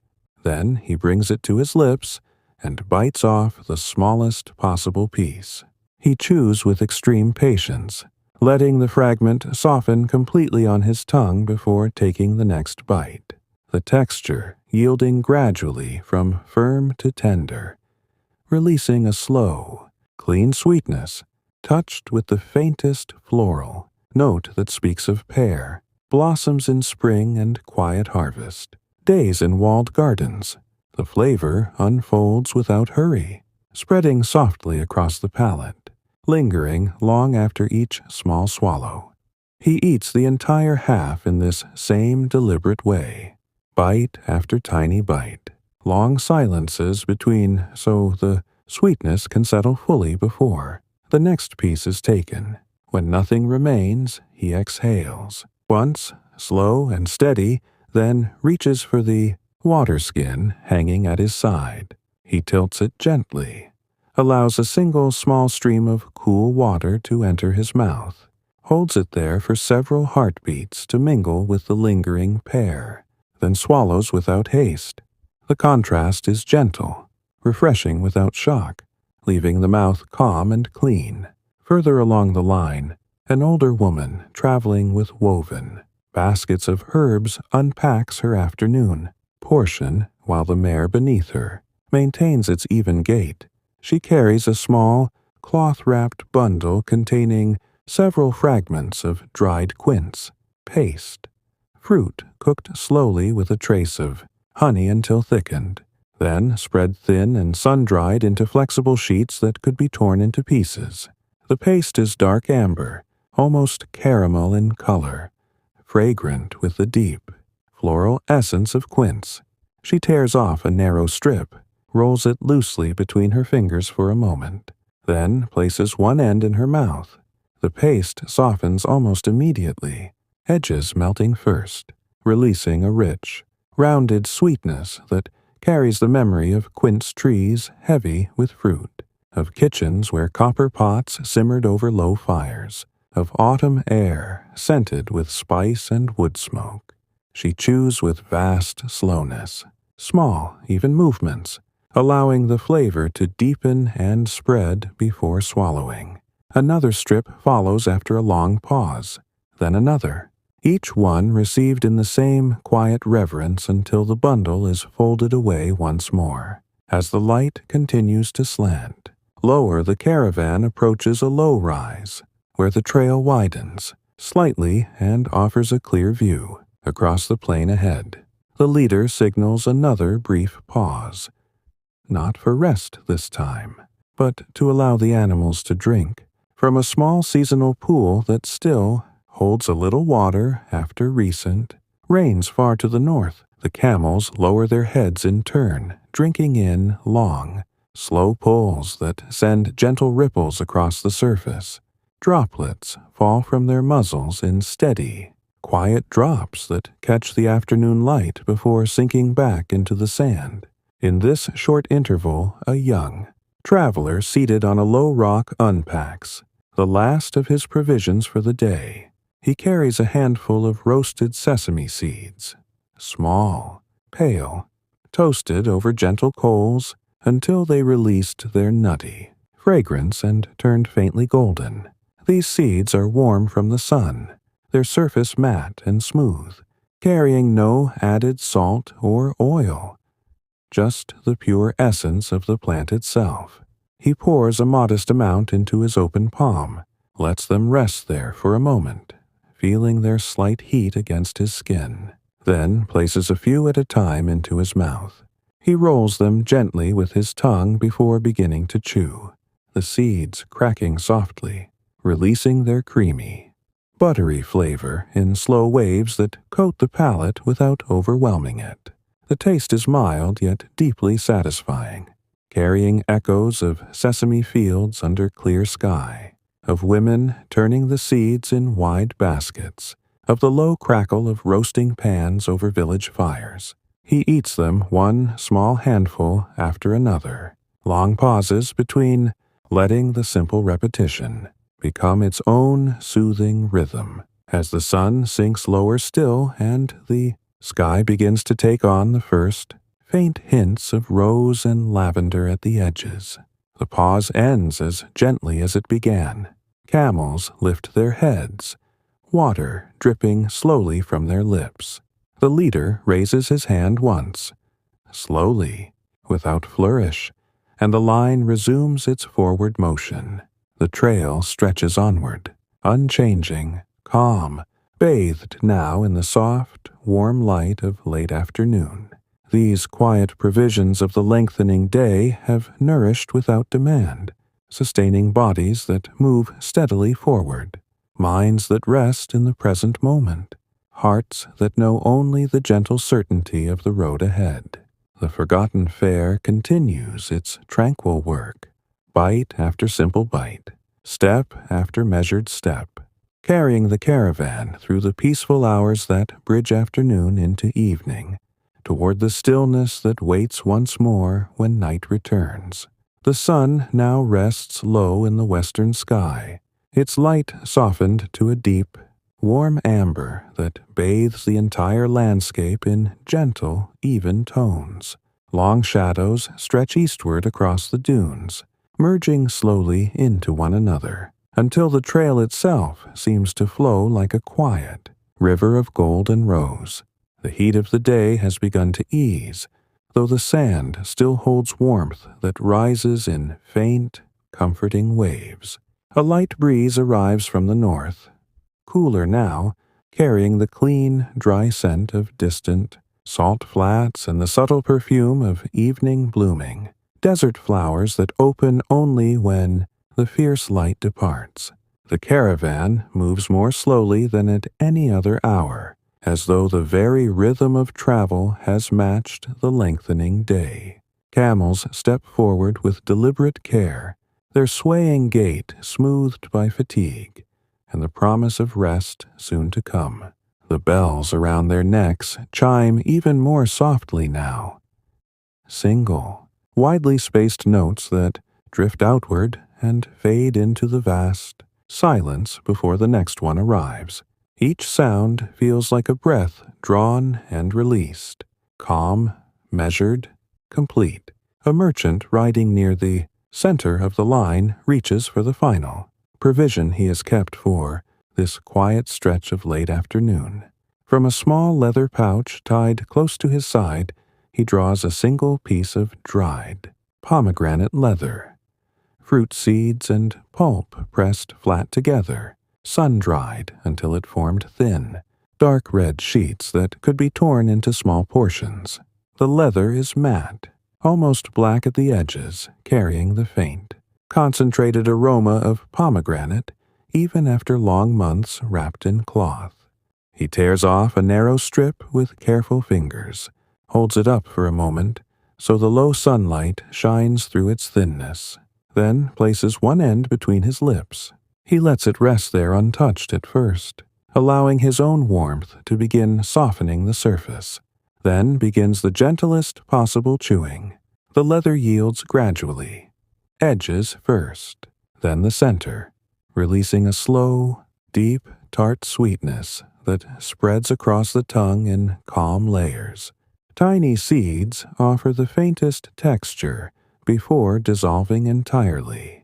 The flavor is rich yet restrained, carrying echoes of pomegranate trees, heavy with fruit in walled courtyards, of women pressing the seeds into sheets under late summer sun, of the quiet patience of preservation.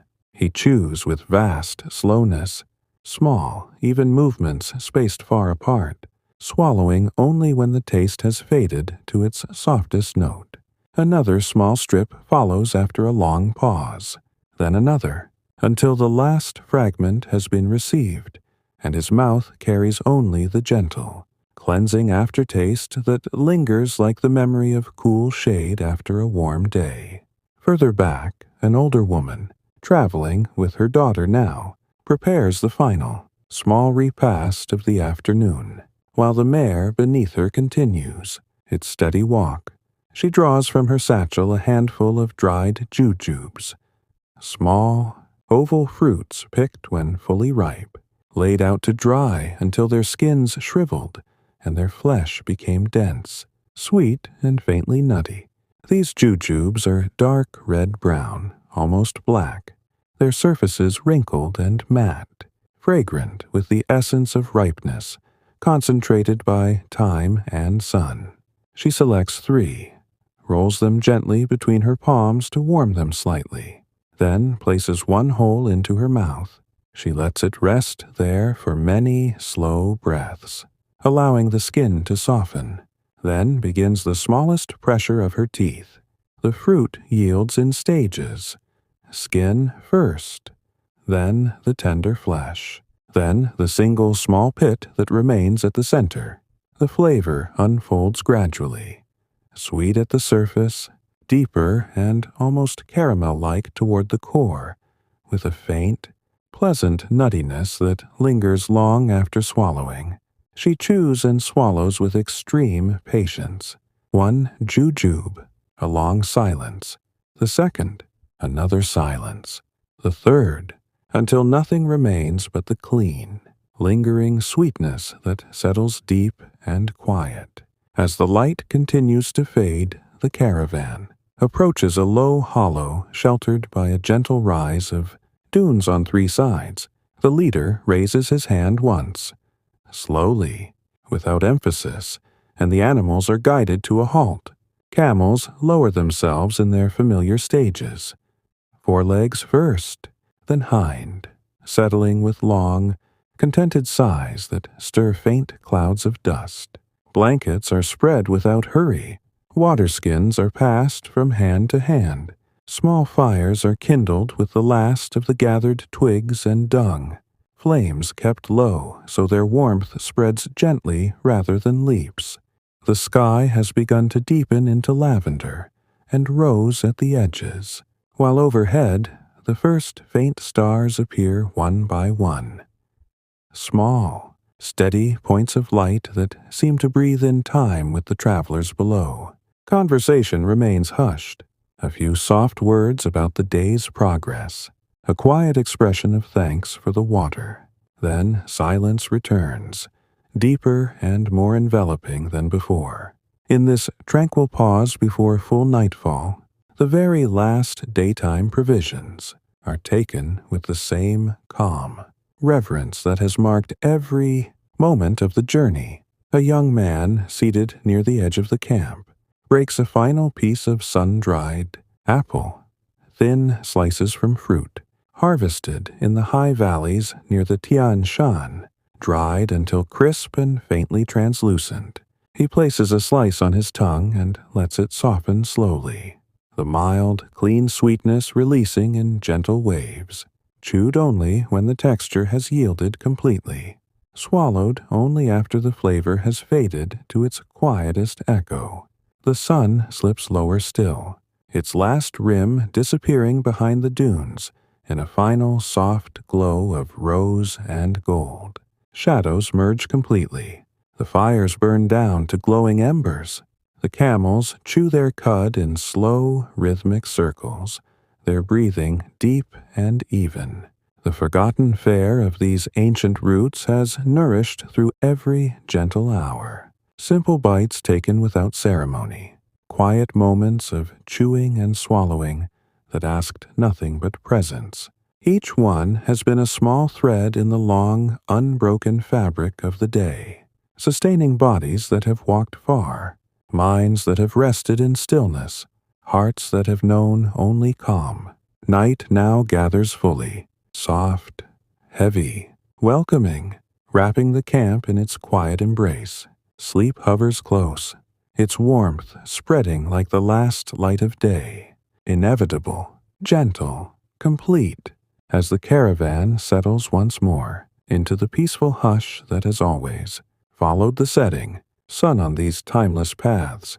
The fires have burned down to the faintest red glow beneath a thin veil of ash, their light now so soft that it barely reaches beyond the nearest blankets. The camp lies completely still beneath the vast dome of stars that wheel slowly overhead, each point of light steady and unchanging, as though the sky itself has paused to rest. The moon, thin and silver, hangs low in the west, its pale wash blending with the deep indigo of night, until the dunes appear only as gentle, flowing shapes without sharp edges or separation. Every traveler has settled fully now. Blankets drawn high, bodies curled or stretched in the positions that feel most natural after a long day of quiet motion. Breathing has slowed to its deepest rhythm. Long inhalations through the nose that draw in the cool, dry air of the desert. Longer exhalations through parted lips that carry away the very last traces of wakefulness. No one stirs, no one sighs. The camels lie in long rows, necks folded back along their flanks, lower jaws slack, ears relaxed, their own slow breaths joining the collective hush that envelops the entire encampment. The air holds perfect stillness. No breeze moves the tamarisk leaves, no distant jackal calls, no small night creature rustles across the sand. Only the faint, almost imperceptible sound of breath remains, rising and falling, a single shared tide that ebbs more slowly with each cycle, the forgotten provisions of the day. Noodles softened in warm water, dried fruits warmed by the sun, grains parched over low coals, cheese melted by patience, have long since completed their gentle work. They have nourished without demand, sustained without ceremony, allowed the body to feel complete and the mind to empty. Thoughts, if any linger at all, drift like faint clouds across an empty sky, dissolving before they can take shape, leaving only the soft awareness of warmth beneath wool, of sand still holding the day's heat beneath the bedroll, of the quiet certainty that nothing more is needed tonight. The boundary between self and night grows thinner, softer, until it fades entirely. The desert holds everything in its calm palm. Camels, travelers, blankets, stars, without preference or distinction. Sleep flows in completely now, heavy yet weightless, warm yet cool, enveloping every form beneath the blankets like the softest darkness. It settles into limbs that no longer move, into chests that rise and fall more slowly still, into minds that have already surrendered every last small thought. No dreams disturb the surface, no restlessness pulls, only stillness remains, deeper with each breath, quieter with each passing moment, until even the rhythm of breathing becomes part of the vast, unbroken silence. The night holds them all, safe, complete, at rest. The ancient route waits without hurry for the coming of another dawn. The stars continue their slow wheel. The sand lies motionless, and the caravan rests fully, deeply, quietly, as it has rested for centuries beneath the same unchanging sky, drifting onward into the peaceful hush that needs no words, no movement, no end.